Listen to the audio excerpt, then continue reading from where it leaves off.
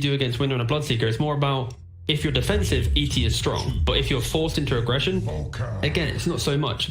They got the Invoker now, a much more different hero. Like Drow, last game didn't really do much. It just kind of existed. But Invoker, at least he can set some tempo and be a bit of an aggressor. But I'm just super scared about this. But they're already revealing it being a carry again. Like, they're not even giving it the flex of being potentially. I don't think there, like, realistically, there is no flex there, right? Like, there isn't a Huskar, you mean? Yeah, there isn't a Thompson Huskar scenario. So it is already shown as the carry. Is there a Seb Huskar scenario? Do they want to lose quicker? They are technically already qualified, but let's not even go down that line. Previous panel had said that Matumbo Man could be playing literally any hero. He had the anti-mage in game 1. This time he will be having the Life Stealer. Still don't know who the OG offlaner is going to be, but Life Stealer, you had mentioned spell immunity as being something relevant for OG, though. It was, yeah. Secret will be... It's still very good here. I mean, Oracle ET do absolutely nothing to rage. Huskar, unless he's already put the Burning Spears on you, does nothing to rage. It's about the game plan, though, Secret are presenting. It's the fact that they can like Chen can enable the Lifestealer lane, and then he can pivot into the Bloodseeker. When he has that like 8-minute Veil, you're going to have a Chen army plus Bloodseeker Veil pressuring that tier 1 tower into that Huskar, whilst Lifestealer as a carry naturally with levels, he cares about pretty much no rotation. Does not feel any pressure. Completely independent. Exactly. So he can now just park himself in front of that tower. Just you can play the entire map, and then Matu, when he has his items, he can then join the fight when needed. So it's very much for OG. Well, how do you ever move to this safe lane and go, I'm killing Lifestealer? You don't, right? Yeah. Like that's what Lifestealer excels at as a carry. A lot of people are like, man, this hero doesn't feel like it does enough damage. Like, it's supposed to be a quote-unquote carry. What Lifestealer as a carry does is his damage output's going to be pretty decent once it gets 1 or 2 items, but mainly in the first 15 minutes, give him a decent start, and you can just act like for the sake of his own team's movements and play, they don't have to consider him at all. They can he'll just go wherever the hell he wants, and they don't have to protect him. No counter ganking necessary. And so when you have a hero like Bloodseeker, he doesn't want a TP respond to ganks. He just wants to play his lane and rupture people. Seb has played ET offlane though. I was going to say I've seen that. Yeah, I have seen it. 4? Yeah, I have. Yeah, why not? You know, if it's like they're currently banning out push with the Furin, right? They could potentially just go for like a Shaman-esque 4, get a bit of push potential, put the ET3, and then at least then you have something to play around, right? You get to a tower, you put down the Serpent Wards, and you're fighting. Again, it doesn't feel nice to say, but I think putting that ET into 3 might at least open up the game for a healthier game, because you can have maybe activated 4. Because right now, what Seb heroes are you think? Enigma, pretty darn good. What Seb heroes are you thinking right now that could actually I like Slardar a lot. True, yes, Slardar as well is pretty darn good. They need a stun, and they need I think the stun plus giving some extra damage to their lineup is really important right now. That's why. Is he not too slow though? Because we just saw how Secret played this Bloodseeker. Minute 8, minute 13 in the face. Slander does not like playing. Well, he's favored in the matchup against Lifestealer. Sure. So the idea is last game they had Anti-Mage versus Darkseer, so the lane's like, not only do you have the Bloodseeker kind of winning top or doing okay, but the bottom lane's was a shit show where the Darkseer is low all the time, and so Bloodseekers are moving at 700 move speed at 5 minutes into the game. I think Slardar is a hero that not only is good against Lifestealer in lane, but it also counters the Bloodseeker in the sense that you get stunned and die within 1 or 2 seconds. The Chen is a bit scary to me whenever I have very little D-push. The Invoker represents like D-push in the sense of fighting you. They can engage on top of you with the Tornado into Stomp. But is it pretty much guaranteed to be a Quaswex Invoker? I think so. I don't know if I've ever seen Thompson play Exort. I feel like he always plays Quaswex. He dabbles in the yards. Yeah, of course, if you're an Invoker player, you're going to play some or the other. Yeah. But I just feel like he plays 80 to 90%. Okay, so now pretty much Quaswex. You put the winner on the bed, Bloodseeker's your why not, You've right? got obviously the Yapsor Rubik. Normally Rubik's the one that they start the draft with, now slapping it to the end. For OG, they now have to decide how are they finding a timing and winning at least one lane. So that first game, they didn't win any lanes. Mm-hmm. And at least this game, you'd argue the mid lane should go better with the Invoker. But what is their off-lane recipe to be able to punish a Chen Lifestealer when you already have an ET present in that lane? Is it by putting the ET core and just punching the Lifestealer to death? Maybe. Is it picking up? Okay, yeah, that is the answer. Core ET. There's Core ET. Called it. Yeah, I wanted Slardar just because it also beats Lifestealer in lane, but I have to assume ET beats him in lane too. He's a lot of slapping. The Chen unit's coming as well to freeze damage.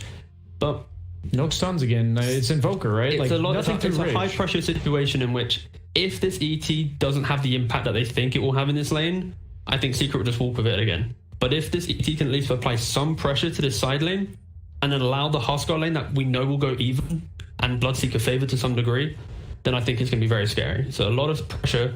This camera work should literally just be looking at the lifesteal of the ET lane. That's all I want to see. Maybe, you dip into mid, but let's not bother looking at this Huskar Bloodseeker lane. In game one, we thought that the odds were a little bit too favorably stacked for Secret. Now, if we take away the team names and you see these two drafts after seeing how game one went, do you think this is fair? OG going back again for the Huskar? The odds got better for OG. Right. Weren't they like 3.6 last game? Yeah. Who's betting on these games? Did nobody see that? Still 1-3. I didn't even get to finish my mobile game. I think the Huskar is going to struggle again, personally. But in the last game, they had the Drow Huskar against Anti-Mage. If Anti-Mage got to 3 or 4 items, I favored the Anti-Mage. Okay. In this game, I think I actually favor OG later on. So because you get the Halberd against the Wind Ranger and then Lifestealer, I think can be somewhat underwhelming as like a mid to late game carry. If the game is even. So if they get there even, I like their odds. Last game, it felt like they had to win lanes and they were unfavored in lanes. So I like their chances better here, but I'm not too optimistic. Give me a team, T-Gov. I like the adjustments OG made, but I still think Secret fundamentally have the answers to what OG are trying to do. Perfect. Will we get a 3-game series? Which Twitter account will be more smug? Will Sir Ashton Slacks keep casting? Find out now for game number 2. Yourselves for the main event. I will, but I'm still maintaining the appearance of OD Pixel, so I'll stick like that for the rest of the series. Here we go. It's game 2, ladies and gentlemen, of OG versus Secret. We are getting some stubbornness in the openings of the drafts. We're getting Huskar again. I mean, what do you reckon, Fogged? Is this a better shot here from OG with their lineup this time around? I do think it's a better shot. I think they actually have Thompson on an active hero. That was probably my biggest gripe with the last game. He's playing Drow. Sure, I've seen him play these type of heroes like his Vengeance, but he gets involved. I feel like Drow's a really hard one, especially if you die once or twice. You're playing versus a tough lineup. You're not very mobile. This one, it's his specialty. He can definitely make moves around. He can actually counter aggression too. Tornado to dispel Wind Run, to stop the speedy Bloodseeker, these kind of things. So I definitely do think it's a little bit better, but there's some untapped potential still. I think this Bloodseeker is still starting to be discovered. People are now looking at this off-lane Bloodseeker. I actually was hearing a little bit about it too, just talking to some people as well, and just hearing about the sustain, that you can just stand versus a lot of heroes now because of this off-lane, because the way that Thirst works. So that should be cool to see, and he's paired up with a classic. It's a Yapsor Rubik, his best hero. So we'll see what they can make of this as a battle commences. Yeah, we'll see. Mid one able to push Zai up to the high ground. Make sure that he doesn't continue to trade. Pretty successfully as well, that you saw there, punching into the Huskar, how much damage this Bloodseeker can just do with the right click straight up early on. Looks like it's going to be three runes for OG. And it is going to be that my favorite hero, of course, that core ET this time versus the Lifestealer. Of course, shout out to our observer there. Yeah, be sure to go check him out on Twitter, give him a follow, and send him your T-tools. For sure. Shout out to him. He's doing an excellent job here at the Omega League. So. This is cool the way that they're laning. They're actually setting up an aggro tri-lane with the Chen, it looks like here, and they're putting the Lifestealer alone bottom. Okay. So I think this is they can move the range lanes around a lot. Puppy can also move people, of course, with the way Divine Favor works. You can actually just drag a hero if he doesn't want to actually lane in that spot, if it ends up being a tough one for the Lifestealer down bottom. But he should be able to get some decent sustain for the moment until that TP does come out. We'll see if they can actually apply pressure. I think they'll be able to apply more pressure than in the last game with an AM versus Darkseer and Spirit Breaker. But Lifestealer is pretty good versus Elder Titan too. He does not get creeps in order to actually amp up his aura. Lifestealer can just turn and hit him. Now this top lane, as we saw, from the draft, getting this Huskar early again, OG seemed very set on playing it from the point. I mean, what do you think the reason is from OG why they really want to make this hero work? Like, what do you think they see in this hero right now? I think it's just because they have the Oracle. I think it's just they're thinking that it can work because of it, and maybe they're just trying to make it work and maybe forcing it a bit too hard, but I'm not too sure. I've seen this hero have mixed results, mostly failures, at least from this league so far, but Gotta learn somehow, right? So definitely trying to experiment. Seeing this mid matchup, this is one thing where, you know, it is a Topson hero. However, this matchup is worse, actually, than the Drow Ranger versus Wind Ranger. This is a tough one for the Invoker early on. He's got to start building up his damage, though. He's going to be able to sustain because of the 2 points in Quas. So he'll recover as the lane progresses. But the first few levels are a bit tough. Yeah, very hard to get the CS against this Wind Ranger. Yeah. The Wind Run gets popped. Tornado dispel it very quickly so he can get some trades. And we're seeing bottom, they did sentry ward the small camp to ensure that Puppey can't abuse that one with his creeps. And they did actually allow the big camp spawn this time. They blocked it the first initial. But as an ET, you know, you really want to have this side camp open. There. You want them to be able to get stacked up so that you can apply the pressure onto a hero like Lifestealer. Zai. Let's get the clip on the Blood Right onto the mid one there. Yeah, has to be a little careful. A few of the spears stacking up on him. Mm-hmm. I'll toss one to the side, bottom lane, pop, getting going on. He's gonna go for the TPA. He's not gonna make it away though. Seb will take first blood. He's got the damage. There we go. Punch him, Puppey down. This is you can imagine the sort of first blood that will, you know, give Seb the sort of ego boost there. He's got first blood. He's ready to sort of show Secret how it's done this. I think that's a lane where you can't play for the last hits. You're an Elder Titan Grimstroke versus this Lifestealer. I think you just have to play for these crazy type of kills and moves. Mid one. And one's able to push him back with the disarm, but they chase him down, and now they turn over towards No-Tail. Blood Rays right out. No-Tail, he's going down. He's caught by it. They'll dive in, and Secret will claim both of their lives. Instant salve by Yapzor onto Zai as well, and then tanks the tower. That top lane is not looking so good. Bloodseeker able to sustain, and that pure damage, it's nothing to joke about. Like, the thing is, like, what does Oracle really do? You can't even do anything about the damage because your W doesn't do anything versus pure if he did even go for a skill point early on. Lots of damage between these two. And he's gonna, it looks like probably the same build, right? I think the Veil worked really well last time. It's not like he has as great of a like team lineup with it, but Rubik's good. Even Rubik's gonna be able to get some Grimstroke spells eventually. See 4-minute rune, rotations coming up. Both supports from Secret emphasizing this one. They really want to fill up Nisha's bottle. Yeah, they're going to be able to do so. DD rune as well. Spawns on the bottom for Nisha. And they can do these rotations a little bit easier because they have these strong side laners. This Rage built-in Lifestealer, this Thirst speedy Bloodseeker who's had a good start. They can move for those runes early on and not jeopardize their side lanes too hard. Sure, like Matu's going to get pushed away from the wave, but he's not going to die down here. No. And he misplays like completely, or they get a point of silence. But now Saksa, he steps up a bit far. Oh, Matu. Whoa, the damage. Gotta be a little careful of those punches from Seb. The dispels. That creep, they have to kill it. You have to get rid of that one there. It can dispel both the Inkswell and it can also dispel the Astral buff onto the ET. So yeah, they have to make sure that they get rid of that one there. And they will. Mid one. Gonna start is building in onto him. He nearly gets locked into it. The silence, of course, does still catch. Onto No-Tail. No-Tail will get the kill in return, but he may die as well for this as Yapzor's hunting. Can he find the final right click? No-Tail juking it out in the trees, getting the Purifying Flame heal stacked up. He'll be able to survive that as he hides himself in the trees. Looks like the pushback actually got Yapzor out of range to be able to lift and throw the Huskar into the Blood Rite for a second there. Ends up actually getting them a kill. And now bottom. I mean, Seb has actually forced out the Lifestealer.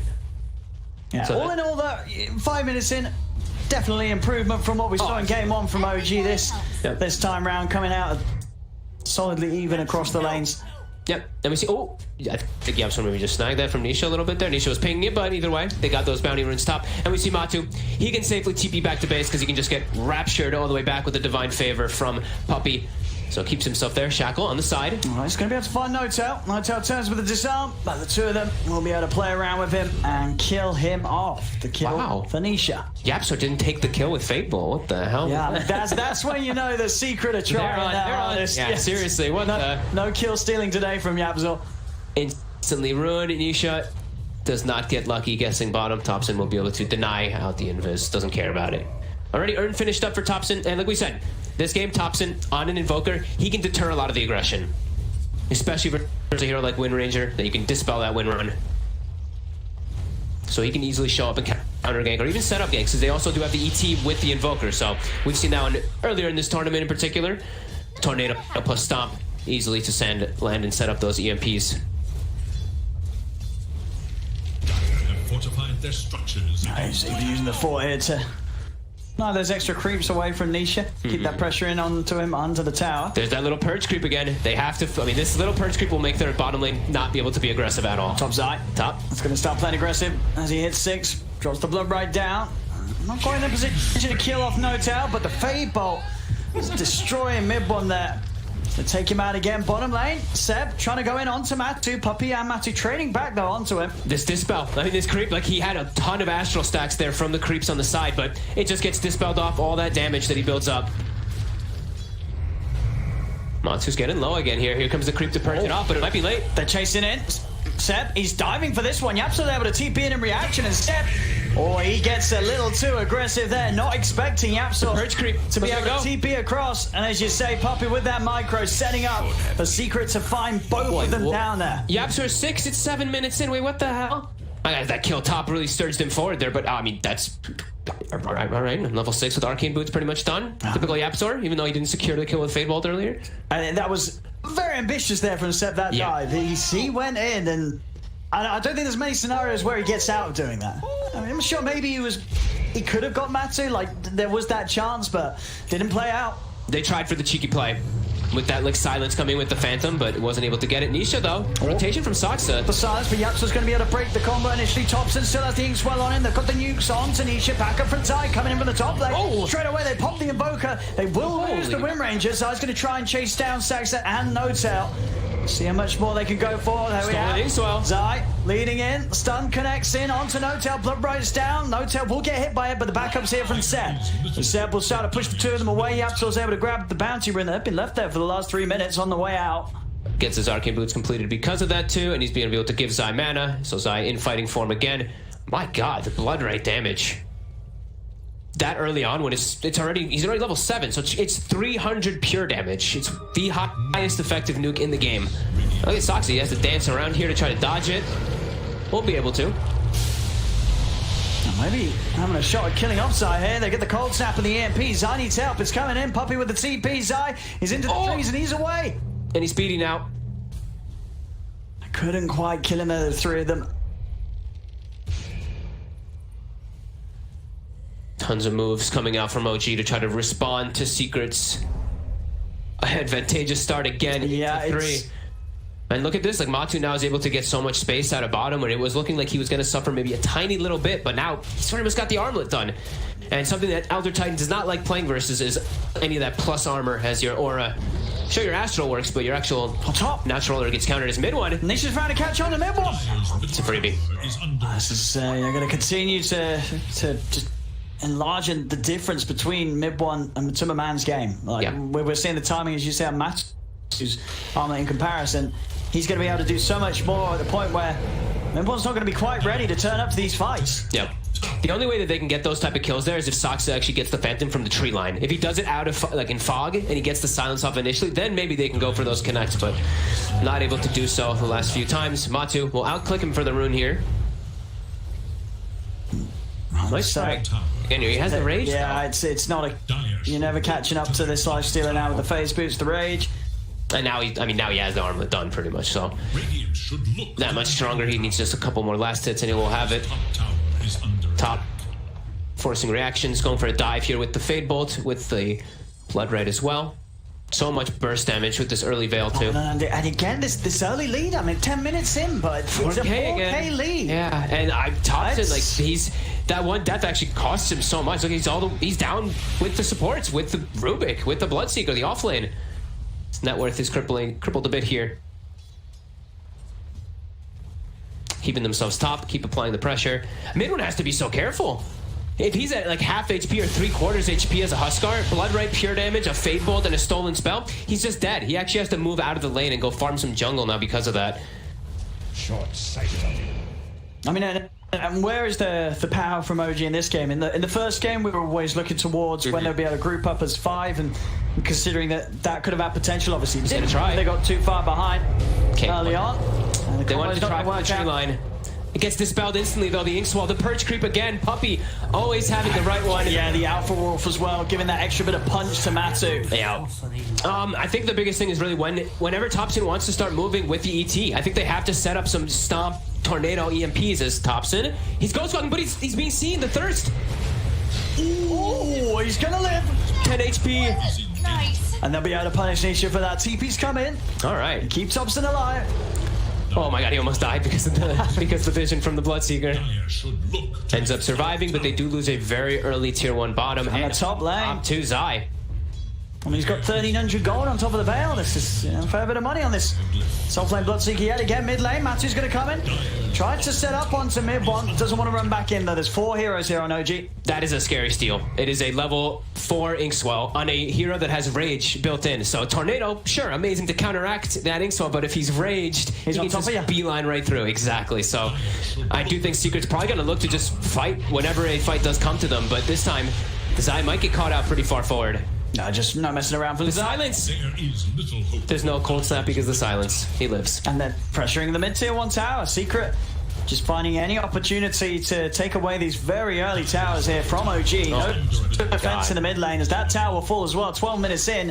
And look at this 5k now. lead. It's only going up again. Yep, and they're looking for action. Stolen Inkswell, they're very ready to look for these fights. They have so much damage in their draft now because of this early lead. Anyone they find will easily get brought down. All of OG, though, kind of responding here. Thompson is top. Here we go. The catch is in. They've got the shackle shot. Mid one needs to save straight away. False promise comes out for no time. Mid one jumps immediately over onto Nisha. They have the Inkswell stun as well. Nisha falling low. They'll go down. They'll get the Wind Ranger. As Matu dives in over towards Saxon. Now turning over back towards mid one. The stolen purifying flames there from Yapsor, nuking mid one out of the game. My God. They may have gone Nisha, but they lose 3 heroes for it. Matu survives. His farm starting to get quite a bit ahead of anyone else in the game. This armlet into Deso is going to come out at a very good timing for the Lifestealer. Yeah, and I mean, I'm seeing OG. They've queued up a Midas on Invoker. I believe I saw Midas queued up on Elder Titan too. It looks like they're going to try to take it to the late game because of how this early game has gone. They're going to try to go for some farm build. Do they have the heroes to do that? Who's the late game hero on OG? What's the potential in that sense? I mean, it's the Invoker and the ET for the most part. Yeah. But I mean, this Lifestealer has built-in rage. He's excellent versus these heroes as game progresses no matter what. Nisha does start to fall off a little bit versus them, but Lifestealer is definitely the one who reigns supreme the majority of this game, if not all of it. Especially with this type of lead. And he's always going to get amped up, right? He's always going to have this Chen behind him to buff him up, and then Rubik stealing Grimstroke and Oracle spells. So I do feel like this Lifestealer still does reign supreme, even if it does go to the later, but OG, they might have a different idea of it. Smoke, yeah, from OG. I mean, Secret are in OG's jungle right now. Scan comes out, so OG know the whereabouts. The Secret are positioned to fight. Zai very fast. I mean, Seb's going to get ruptured straight up, so he's going to be held out to the side of the fight. Okay. If Saksa doesn't die here, this could be okay with disengage of There on GLP, top but of not him. instead. Shackle setup.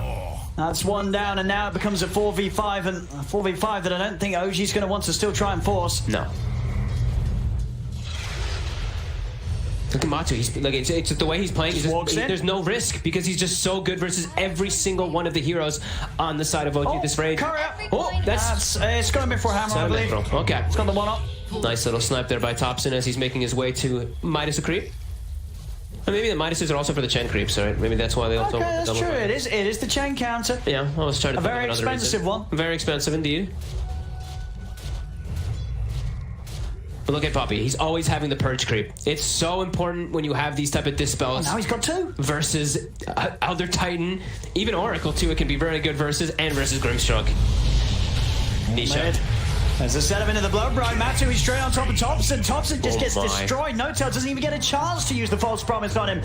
As Thompson goes down, Matu trying to run up to the high ground, Saxon there with the counter players. They lead He jumps forward. inside, infest. Oh, he gets away. He's into Nisha. He's straight back out and he's ready to fight on. The false promise will get used onto mid one. But they're outnumbered. They're down to. Mid one's going to take so much damage through this false promise that he's going to pop as it comes to an end. Oh, it's This is insane. Oh, it's starting to look like a bit of a replay of game 1. 8k lead, 16 minutes in, 18-5. They're just so good at looking for the right fights, and they've got a mech to counteract everything there already. OG, they're nowhere near that type of mech. They have the one save, they have the one false promise, but if you look at the way that Mot's playing. We're saying he's playing with no risk, no care. He's just running through heroes, targeting exactly whoever he wants, and they lose Thompson at the start of it, so it was a fight that was near impossible anyway. Man. I mean, Secret's just out of control. Secret indeed. 8-0 and 8 on Yapsor as well, by the way, on his signature Rubik. 16 of the 18 kills. He's having an impeccable performance. His top tower is under attack. And just look at the damage split between the four of Secret. They're just in tune. Everybody's making plays on Secret. Everyone's getting equally involved. Will always Like they're just all on the same wavelength, Secret, and it shows it. Yeah. OG trying to get something together against this lineup, and for the second time in this series, it's just not falling into place at all from OG. It's falling all over the place. No, it's the way that they're making all their heroes work together is why you see those damage numbers. Like the reason Yapsor's damage is so high is not only because he's Yapsor, but he's got the Veil backup from his teammate, from that Bloodseeker, and he got given level 6 at 7 minutes. And he got Just so look many at it, levels. he's level 12, and he's got his Blink Dagger on top of the Ether He's Lens at higher- 17 minutes. He's nearly about to overtake the farm, mid one and Thompson. Yeah, he's higher level than Thompson. to their top. They're now getting some time to at least hit a tower here. Finally here on the side of first OG. tower that they've been able to punch really in this game, OG. Sai Dire's top quickly starts to deter that. Has a Yule's already finished up, and he's actually getting it raptured out, but he will actually, okay. He'll use himself to make sure he doesn't get hit so that he can get pulled away and ensure that he survives as well. I mean, they Nice get a play tier by 1, Sai. but they're losing a tier 2, and of course the all-important pre-20-minute tier 2, so now Secret, Yep. if they can finish this with the availability of denying any of that 20-minute outpost XP from OG. And there's already an MKB now on Nisha. So that Huskar, who ideally you want to be able to get a halberd at some type of time, evasion's already going to get countered heavily. And the damage, like we said, the Veil, plus the Blood Rage, plus that Focus Fire with an MKB is going to be crazy. See Matu, He gets with the the rage rage, and even starts to turn towards them there. Does realise that OG's got the full squad around, and Matu didn't quite have the backup in the neighbourhood, so goes out to the side, continuing to go for this aggressive build. Armlet, Deso into the Basher. Smoke by Secret. I think they're maybe going to try pressuring the base here. They're very strong right now, and they have Aegis, they have Deso, Armlet. They could catch people on the rotation. Matu holds his ground, walks to his teammates, does get caught by the stomp though. He gets his armlet back off though. Yep. And into Nisha. He's saved. And again, just Zai just putting down these blood rights, forcing this whole area where OG struggle to fight into. So there's a smoke to put a base ward so they can see inside, and they're just actually going to look to sandwich them They here. just wrap him around. Mid one, he's going to start to step towards them, but they just jump out, and immediately it has to be false promise. The shackle doesn't latch. Mid one's going to jump in aggressively, but he's being ruptured. He's going to take so much damage. Matu, he's been able to get to the backlines. The lift up there onto the Invoker, 3 dead. It's starting to look just as bad as game 1, folks. It Most really certainly is. Look at, and they even still had Hand of God. They did use the mech, but they don't have anything to match this at all right now. Secret just, I mean, it's flawless play here. The way that they smoke and wrap around, they set up the ward too. This is just no mercy. And Matu with this just such a favorable hero matchup versus what he's against. He's, like I said, he just has no fear. He can just run into anything he wants. My goodness, 21-5. I can't remember what the score got to in the last game, but I think It was 30-something to 4, something. I think it was 5, to 5. Yeah. It's heading that same way yet again. I mean, some of these KDAs, as you were pointing out earlier, the Abs are 8-0-9. Insane stuff here from Secret, and we'll see what the comeback plan is going to be from OG. You said there are Midases online. But they can't, like, their lanes are all going to be pushing into their side. And they have a base ward that's watching their movements that they do not know about at all. There's no way they'll ever find that base ward either. So they just saw them all walking out of the base, walking into their jungle. They know exactly. Look at Matu. He knows exactly where they are. He's taunting them. Matu doesn't care. He's just going to start going in onto mid one. Oh, Stone Splitter. He's just gone. There's not even a chance to save mid one.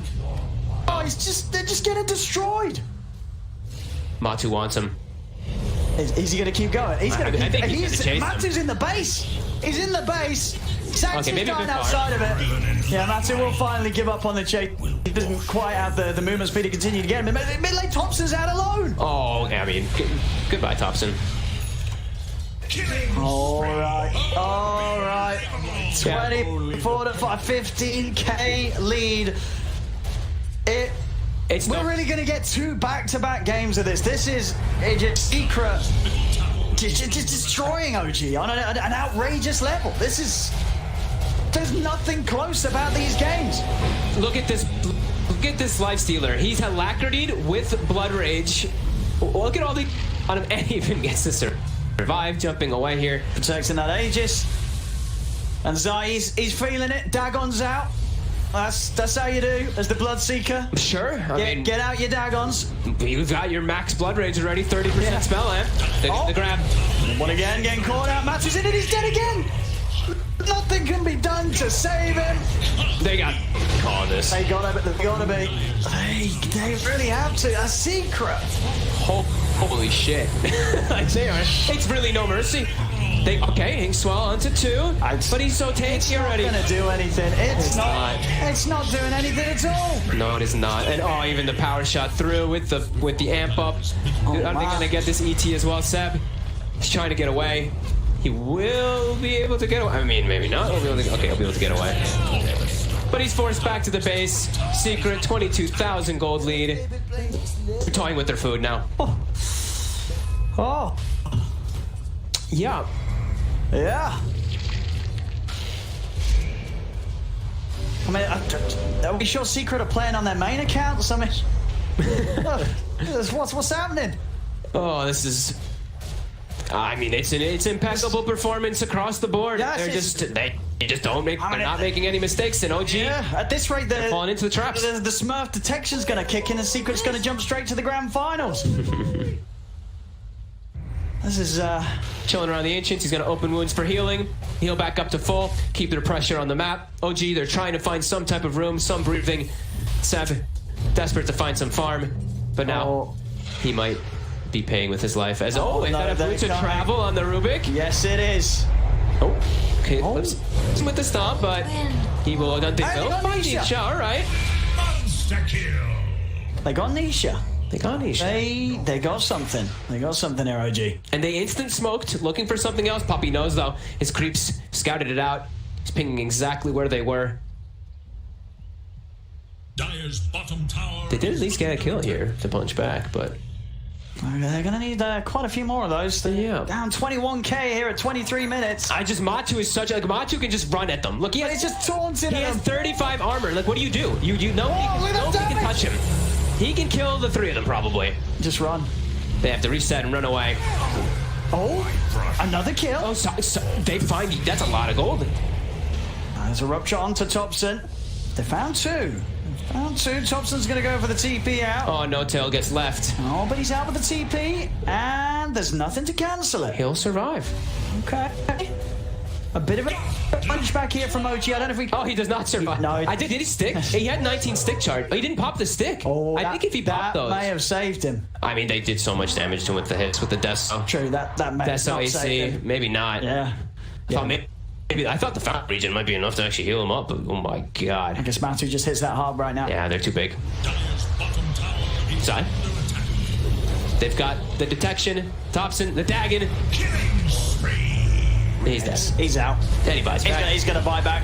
And Mimbo's going to try and turn. He jumps in onto Puppy. Oh my god, Puppy's just, look at him just slowing him. With the Ghost Lady. And the lift is holding him in the blood. Right, he's gone again, Mimbo. Dire's bottom tower He's gone again. under attack. OG just pushed back up to the bay. Whoa! Stolen life break. Yamsor swagging in with the life break. As OG, they're just getting pushed back by the blood. Right. Shackle won't latch it. Secret playing around into the siege creep. Matu goes. Another rupture. Ready for Carty action. Oh, Saksa, he's been spouted, he's been found. Stuns the Cardi. But pays with his life. I mean, they're getting Dagon now. Dagon. That's when it's rough. When you're getting Dagoned. Just look at this, the blood rights to zone them away from going back to their fountain. Zai's by punching. Zai. They will turn. The ET. Zai on the run. Oh, he's got Essence Ring. And he's away. There's another stomp. They get the Gets him. stomp. Okay, and the setup there as well. Onto Yapzor, mid-one. He's going to look for the kill. Matu goes in with the rage onto mid-one. Mid-one is gone. Jeez. No save available from No-Tail as the false bronze is still on cooldown. No-Tail goes for the disarm and the TP out back to base. Will make it away. Nisha able to finish them off with the power shot. As Thompson goes down, the bottom racks are claimed. 38-9. Over 1k at lead here. Yet again for Secret. 29k advantage. Nisha was trying to run away, and Matu's like, no, we're going in, not out. I mean, there certainly are. No-Tails out. Right up to the fountain. Nisha dives in. It's a team wipe. DG is called. And not the once, but That's why Secret, they just decimate them. It's not even close. It's not even close. I saw people say, you've got to come up for a new word. This is more than a stomp. Between Secret and OG, this is... It's 26 minutes, and look at it's a 30,000 gold lead, 41 kills, 9 OG. It didn't look like they had any chance in this game.